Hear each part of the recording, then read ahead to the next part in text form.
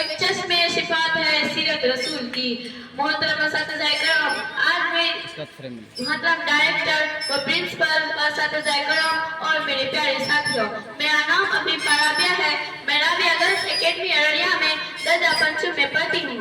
آج میری تقریر کا موضوع ہے سیرت النبی صلی اللہ علیہ وسلم۔ محترم اساتذہ کرام، یہ تو وہ موضوع ہے جس کے بیان کے لیے پوری دنیا کے درختوں کو کاٹ کر قلم بنا دیا جائے گا، سمندروں کے پانی کو روشنائی بنا دیا جائے گا اور زمین و آسمان تک کے خلا کو آرام بنا دیا جائے تو یہ گمان کیا جا سکتا ہے کہ قلم ختم ہو جائیں گے، سمندر کا پانی خشک ہو جائے گا اور زمین و آسمان تک کے خلا پر ہو جائے گا، مگر ہمارے پیارے نبی صلی اللہ علیہ وسلم کی سیرت پاک مکمل نہ ہوگی۔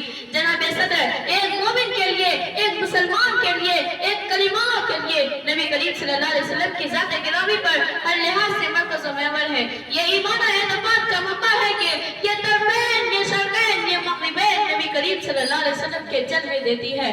محترم بزرگوں، دوستوں، آج کل یہ ترقی یافتہ دور ایٹم اور منطق کا دور ہے۔